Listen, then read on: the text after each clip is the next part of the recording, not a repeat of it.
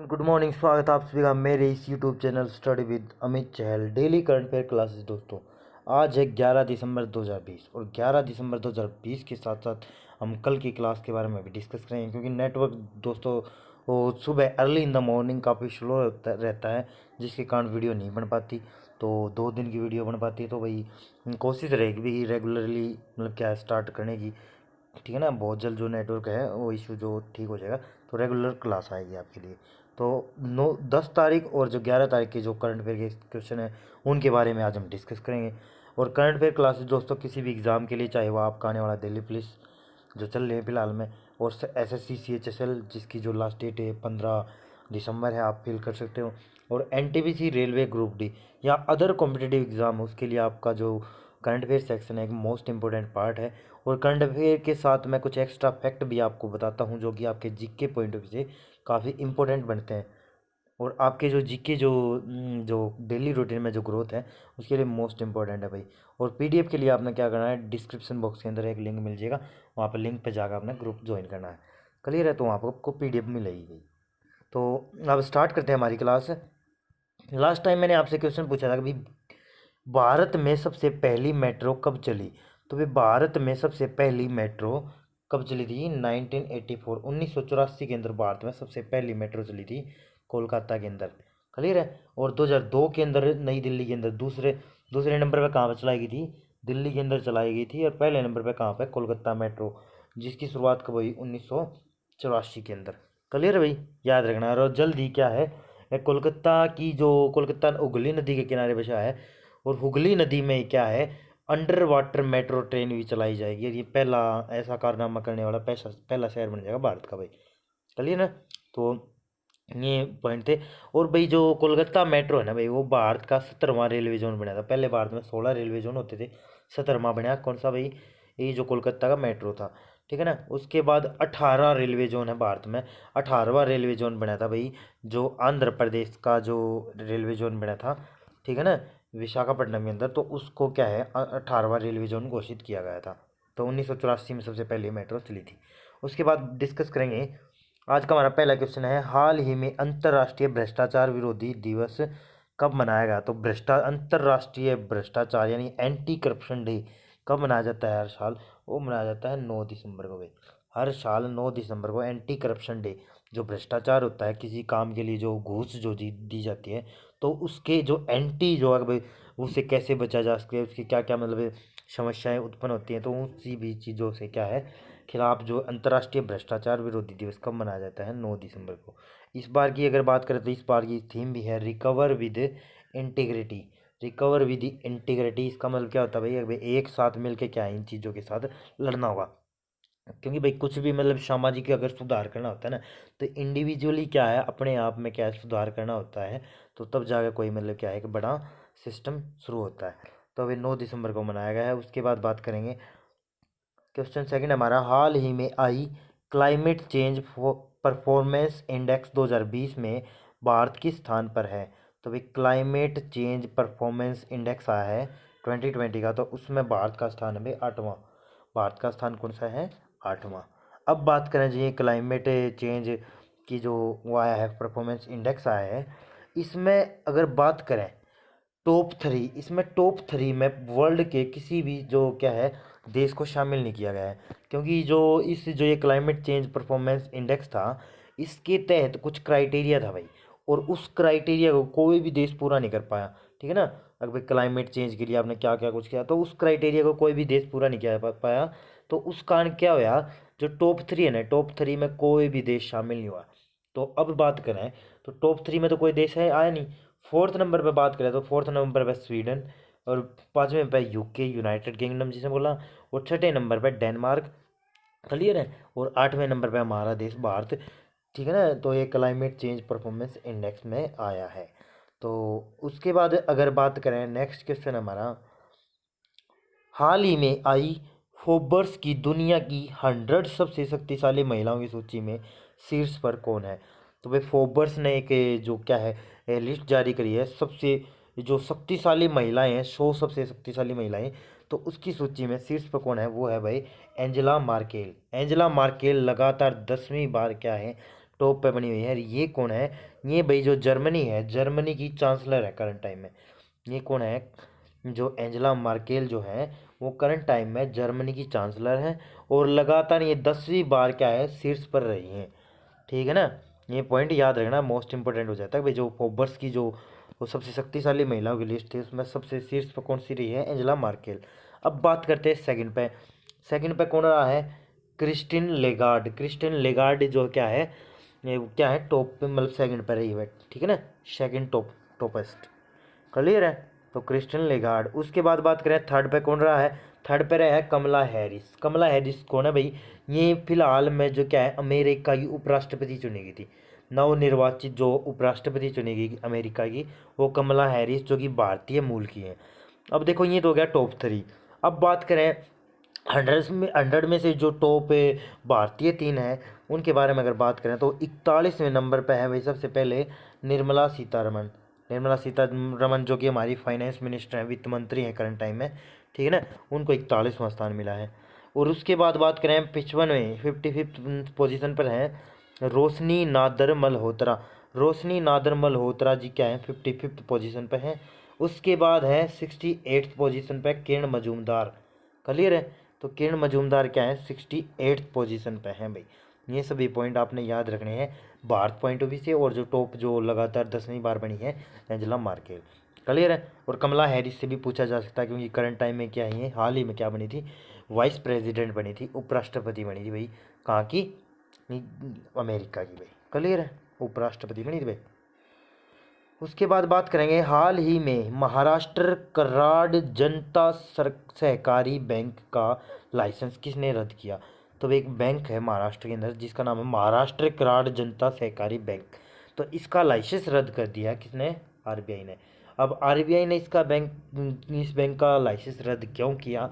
दरअसल भाई एक बैंक रेगुलेटिंग एक्ट था 1949 के अंदर, तो उसके तहत कुछ मतलब क्राइटेरिया था। क्राइटेरिया क्या था कि बैंकों को क्या है अपने पास कुछ पैसा रखना होगा, बैंकों को मतलब कस्टमर्स को कम ब्याज पे लोन देना होगा और मतलब हर तरह से प्रोग्रेस करनी होगी।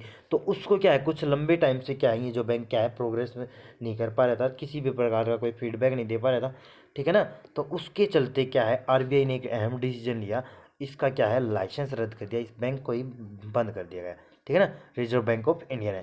अब आरबीआई आया तो आरबीआई के बारे में बात करेंगे। आरबीआई की स्थापना हुई थी 1 अप्रैल 1935 के अंदर स्थापना हुई भाई। और सबसे पहले जो गवर्नर बने आरबीआई के वो बने सर ओस्बर्न स्मिथ जो कि एक ब्रिटिश थे। अब उसके बाद बात करें सर ओस्बर्न स्मिथ पहले गवर्नर बने, परंतु पहले भारतीय गवर्नर बने थे भाई सीडी देशमुख। सीडी देशमुख जो थे पहले भारतीय गवर्नर बने थे भाई आरबीआई बैंक के। क्लियर है? चक्रवर्ती देसाई देशमुख। अब जो आरबीआई बैंक 1 अप्रैल 1935 को बना, इसका जो राष्ट्रीयकरण है नेशनलाइज कब हुआ? इसका नेशनलाइज हुआ 1 जनवरी 1949 को। 1 जनवरी 1949 के अंदर जो क्या है आरबीआई का क्या है राष्ट्रीयकरण हो गया, नेशनलाइज हो गया, भारत का राष्ट्रीय बैंक घोषित कर दिया गया। क्लियर है? तो आरबीआई के बारे में हमने इतने पॉइंट याद रखने थे। और फिलहाल में बात करें तो आरबीआई के करंट टाइम में शक्तिकांत दास जी क्या है 25वें गवर्नर है शक्तिकांत दास जी। और 25वें गवर्नर जो शक्तिकांत दास जी हैं इन्होंने हाल ही में क्या है एक मतलब वो एक इंडेक्स जारी किया था, एक रिपोर्ट जारी की जिसमें इन्होंने बताया कि भाई 2020 के लिए क्या है 2020-21 के लिए जो फाइनेंशियल जो ग्रोथ है उसमें किसी प्रकार का फेरबदल नहीं होगा, यानी कि रेपो रेट और रिवर्स रेपो रेट में भी किसी प्रकार का बदलाव नहीं होगा। तो रेपो रेट मैंने बताई थी 3.5% और रिवर्स रेपो रेट बताई थी 4.0%। तो ये हाल ही में करंट का क्वेश्चन बना था। क्लियर है? और आरबीआई का हेडक्वार्टर कहाँ पे भाई? ये है मुंबई के अंदर। क्लियर है? उसके बाद बात करेंगे हाल ही में मध्य प्रदेश के किस शहर को यूनेस्को द्वारा विश्व विरासत शहर घोषित किया गया? तो भाई किस शहर को जो मध्य प्रदेश का है उसको यूनेस्को द्वारा विश्व विरासत घोषित किया गया है? तो भाई मध्य प्रदेश के 2 जिले हैं, 2 डिस्ट्रिक्ट है, ग्वालियर और ओरछा। इन दोनों को क्या है विश्व विरासत के रूप में घोषित किया गया है। तो उपरोक्त दोनों। क्लियर है? ये आपका आंसर हो जाएगा भाई। तो यूनेस्को ने किया है। अब बात करें देखो ये जो दोनों जो शहर हैं इनको विश्व विरासत घोषित किया है। अब क्या होगा? अब जो यहाँ ये राज्य है मध्य प्रदेश जो राज्य है, अब इन राज्यों को जो यहाँ पे ये जो ऐतिहासिक जो वो शहर हैं इन पे क्या है इन्वेस्टमेंट करेगा और यहाँ पे बहुत अच्छी मतलब क्या है, जो बिल्डिंग्स बनी हुई हैं उनका निर्माण हो गया और उनका पुनः निर्माण हो गया, तो उस तरीके से डिज़ाइन करेगा, एक तरह से तैयार करेगा। तो यूनेस्को द्वारा ये घोषित किया गया है। और टोटल अगर बात करें पूरे भारत के अंदर अब तक 40, इन दोनों को मिला के 40 ऐसे शहर हैं जिसको यूनेस्को ने विश्व विरासत के रूप में घोषणा की है कि भाई ये विश्व विरासत के शहर हैं। क्लियर है। तो ग्वालियर और ओरछा को वे। अब क्या यूनेस्को आया है, तो यूनेस्को के बारे में बात करेंगे। सबसे पहले यूनेस्को की फुल फॉर्म जान लेते हैं। यूनेस्को की फुल फॉर्म है भाई United Nations Educational Scientific and Cultural Organization. 1945 के अंदर स्थापना हुई। पेरिस जो फ्रांस की राजधानी है वहाँ पे हेडक्वार्टर है। और करंट टाइम में जो हेड हैं वो है आंद्रे ओजोले। आंद्रे ओजोले जी क्या है, यूनेस्को के करंट टाइम में हेड है भाई। क्लियर है। अब बात करें मध्य प्रदेश की, तो मध्य प्रदेश के चीफ मिनिस्टर हैं शिवराज सिंह चौहान। क्लियर है। और आनंदीबेन पटेल जी को एक्स्ट्रा चार्ज मिला है यहाँ का, क्योंकि ये उत्तर प्रदेश की राज्यपाल है आनंदीबेन पटेल, और इनको क्या है एक्स्ट्रा चार्ज मिला है कहाँ का, मध्य प्रदेश का। और मध्य प्रदेश में है कान्हा किसली नेशनल पार्क, और भाई बांधवगढ़ नेशनल पार्क भी कहाँ पे है, कहाँ पे भाई, मध्य प्रदेश के अंदर। एक बांधवगढ़ है, एक बांदीपुर नेशनल पार्क है। बांदीपुर नेशनल पार्क कहाँ पे है, वो है कर्नाटक के अंदर। बांधवगढ़ नेशनल पार्क कहाँ पे है, मध्य प्रदेश राज्य के अंदर। और मध्य प्रदेश की कैपिटल क्या है भाई, भोपाल। भोपाल से आपने लिंक करना है भोज और ताल, दो जिले हैं भोज और ताल, जो दोनों जिले हैं वो कहाँ पे हैं, मध्य प्रदेश के अंदर ही है भाई। भोपाल से लिंक करके चलना आपने। क्लियर है। उसके बाद बात करेंगे, हाल ही में स्वास्थ्य मंत्रालय ने कोविन नामक ऐप किस उद्देश्य से लॉन्च किया। तो भाई कोविन नामक एक ऐप लॉन्च किया है स्वास्थ्य मंत्रालय ने। तो ये किस लिए किया है, दरअसल भाई कोविड-19 टीकाकरण ट्रैक करने के। आंसर क्या है, कोविड-19 जो टीका है, वैक्सीन है, जो उसका जो ट्रैक करने के लिए भाई कितने लोगों तक टीका पहुंच चुका है, तो वो कितने लोगों को टीका लग चुका है, कितने लोग इससे इफेक्टिव हुए हैं, ठीक है ना। तो क्या मतलब इसका रिजल्ट रहा है, तो उस हिसाब से क्या है ट्रैकिंग सिस्टम है, इस इंजेक्शन को ट्रैक करेगा ये ऐप। क्लियर है। तो इसीलिए ये लॉन्च किया है। अब कोविड-19 के बारे में बात करें, तो कोविड-19 का पूरा नाम होता है कोरोना वायरस डिजीज 19 का मतलब 2019 में ये बीमारी आई थी भाई। क्लियर है। अब ये स्वास्थ्य मंत्रालय ने किया है, तो स्वास्थ्य मंत्रालय के बारे में बात करें तो डॉक्टर हर्षवर्धन जी करंट टाइम में क्या है डॉक्टर हर्षवर्धन जी करंट टाइम में क्या है भाई, केंद्रीय स्वास्थ्य मंत्री भी है भाई। क्लियर है, याद रखना ये सभी पॉइंट। नेक्स्ट क्वेश्चन हमारा, हाल ही में शेख नवाफ अल अहमद अल सबाह किस देश के दोबारा से पीएम बने हैं। तो भाई दोबारा से प्राइम मिनिस्टर बन गए हैं कौन, शेख नवाफ अल अहमद अल सबाह, ये इनका पूरा नाम है भाई। क्लियर है। तो ये कहाँ की दोबारा से प्राइम मिनिस्टर बने हैं, ये बने कुवैत के। ये कुवैत के दोबारा से प्राइम मिनिस्टर बन गए हैं। इनका नाम आपने याद रखना है, शेख नवाफ अल अहमद अल सबाह। क्लियर है। तो कुवैत के ये बने हैं। अगर कुवैत आया तो कुवैत के बारे में अगर बात करें तो ये खाड़ी देश है कुवैत। तो कुवैत की कैपिटल है करंट टाइम में क्या कैपिटल तो सेम होती है। तो कुवैत सिटी जो है क्या है, यहाँ की कैपिटल है। और कुवैती दिनार यहाँ की मुद्रा का नाम है। और प्रधानमंत्री मैंने बताया है जो हाल ही में बने हैं लगातार दूसरी बार कुवैत के। क्लियर भाई, याद रखना आपको। उसके बाद बात करेंगे, हाल ही में केंद्रीय खेल मंत्री ने फिट इंडिया साइक्लोथॉन, भाई इसको साइक्लोट्रॉन को साइक्लोथॉन कर लेना, साइक्लोथॉन के किस संस्करण का शुभारंभ किया गया। तो भाई हाल में जो केंद्रीय खेल मंत्री हमारे किरण रिजिजू जी, तो उन्होंने क्या है एक फिट इंडिया साइक्लोथॉन जो रेस है उसका शुभारंभ किया है। तो वो कौन सा संस्करण का शुभारंभ किया है, वो किया है दूसरे संस्करण का शुभारंभ किया है जो साइक्लोथॉन रेस। लगभग ये जो फिट इंडिया मूवमेंट के तहत जो ये साइक्लोथॉन होती है हर साल, ये दूसरा संस्करण है जिसको क्या किरण रिजिजू जी जो हमारे खेल मंत्री हैं उन्होंने इसकी क्या है संस्करण का शुभारंभ किया है। और ये लगभग भी पूरे भारत के अंदर क्या है हर डिस्ट्रिक्ट में क्या है ये साइक्लोथॉन रेस होगी भाई। क्लियर है ना, जो फिट इंडिया मूवमेंट को बढ़ाते हुए। तो ये दूसरा संस्करण था। क्लियर है, याद रखना है। अब बात करें ये भाई कब से कब तक चलेगी, ये 7 दिसंबर से 31 दिसंबर तक आयोजित की जाएगी भाई जो साइक्लोथॉन रेस है।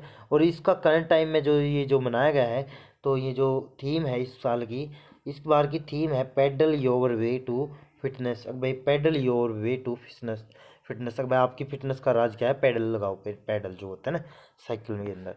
क्लियर है। उसके बाद अगर बात करें नेक्स्ट क्वेश्चन हमारा नौवां, हाल ही में विश्व मानवाधिकार दिवस कब मनाया गया? मोस्ट इंपोर्टेंट क्वेश्चन है भाई, बहुत बार पूछा भी जाता है एग्जाम में। भाई जो विश्व मानवाधिकार दिवस है, वर्ल्ड ह्यूमन राइट्स डे जो है, वो कब मनाया जाता है? हर साल 10 दिसंबर को मनाया जाता है भाई। 10 दिसंबर को हर साल क्या है, विश्व मानवाधिकार दिवस मनाया जाता है, वर्ल्ड ह्यूमन राइट डे। और इस बार भी मनाया गया है। और ये कब से मनाया जाना स्टार्ट हुआ? अगर बात करें भाई ये क्यों मनाया जाता है, तो ये 1948 के अंदर क्या है, यूएनओ के द्वारा मानवाधिकार घोषित किए गए थे भाई। ये जो क्या है, लोगों की क्या है, ह्यूमन राइट है, ये किसी भी व्यक्ति से क्या है, उनके व्यक्तियों से जो क्या है ह्यूमन राइट कोई भी छीन छीन नहीं सकता, ठीक है ना। तो ये इस तरह का एक मतलब क्या है, घोषणा पत्र जारी किया था 1948 के अंदर यूएनओ को के द्वारा, 10 दिसंबर 1948 के बाद। इसीलिए क्या है, इसी स्पेसिफिक डे को वर्ल्ड ह्यूमन राइट डे के रूप में मनाया जाता है भाई। और इस बार की बात अगर है तो इस बार की इसकी थीम भी है recover better stand up for human right. अगर आपने मतलब रिकवर बेटर मतलब रिकवरी बेटर करनी है, ठीक है ना, किसी भी चीज़ में, तो आपने क्या है, stand up for human right, भाई आपने मानवाधिकारों के लिए खड़ा रहना होगा, ठीक है ना। जहाँ कहीं भी क्या आपके मानवाधिकारों का हनन होता है तो वहाँ पर आपने स्टैंड लेना होगा, तो तभी आपके जो क्या है रिकवरी हो सकती है बेटर। क्लियर है? तो ये इस बार की थीम है। उसके बाद अगर बात करें, नेक्स्ट क्वेश्चन हमारा, हाल ही में वर्ल्ड इकोनॉमिक फोरम की वार्षिक बैठक कहाँ पर आयोजित की जाएगी? तो भाई जो करंट में अगर बात करें तो हाल ही में क्या है कि बैठक होनी है वर्ल्ड इकोनॉमिक फोरम WEF की, ठीक है। तो ये जो वार्षिक बैठक होती है हर साल, तो इसकी जो मेज़बानी कौन सा देश करेगा? ये करेगा भाई सिंगापुर। सिंगापुर में आयोजित की जाएगी। क्लियर है? WEF की जो क्या है वार्षिक बैठक, वर्ल्ड इकोनॉमिक फोरम। क्लियर है? तो इसकी सिंगापुर में आयोजित की जाएगी। अब बात करें, सबसे पहले जो WEF है, वर्ल्ड इकोनॉमिक फोरम जिसे बोलते हैं, इसकी फुल फॉर्म तो आपको समझ में आ गई। 1971 के अंदर स्थापना हुई थी। हेडक्वार्टर अगर बात करें, स्विट्जरलैंड के अंदर हेडक्वार्टर है भाई वर्ल्ड इकोनॉमिक फोरम का। और हेड कलर करंट टाइम में अगर बात करें तो क्लाउस स्क्वाब स्क्वाब जी क्लाउस क्लाउस स्क्वाब जी जो करंट टाइम में क्या है, हेड हैं वर्ल्ड इकोनॉमिक फोरम के। अब सिंगापुर आया, तो सिंगापुर के बारे में अगर बात करें तो सिंगापुर सिटी यहाँ की राजधानी है, सिंगापुर डॉलर यहाँ की करेंसी का नाम है। और हालिमा याकूब जी करंट टाइम में राष्ट्रपति हैं भाई सिंगापुर के। क्लियर है? याद रखना ये सभी पॉइंट आपको। उसके बाद बात करेंगे, नेक्स्ट क्वेश्चन हमारा, हाल ही में आत्मनिर्भर महिला योजना किस बैंक ने शुरू की? तो मोस्ट इंपोर्टेंट क्वेश्चन है कि भाई जो आत्मनिर्भर महिला योजना, देखो एक तो होता है आत्मनिर्भर भारत योजना जो कि केंद्र सरकार के द्वारा थी, परंतु ये बैंक के द्वारा भी ध्यान रखना। आत्मनिर्भर महिला योजना ये किसने स्टार्ट किया है? BOB, bank of Baroda.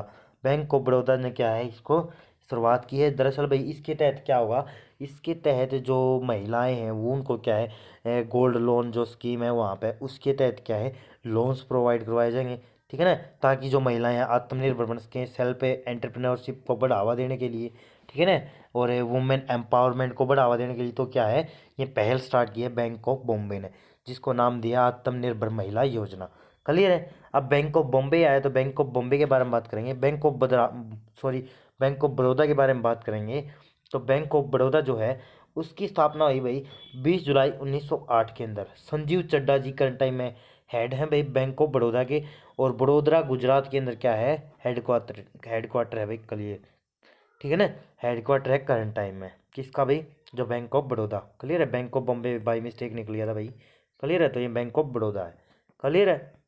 और बैंक ऑफ बड़ौदा के बारे में बात करें तो भारत का ये तीसरा सबसे बड़ा सहकारी बैंक है।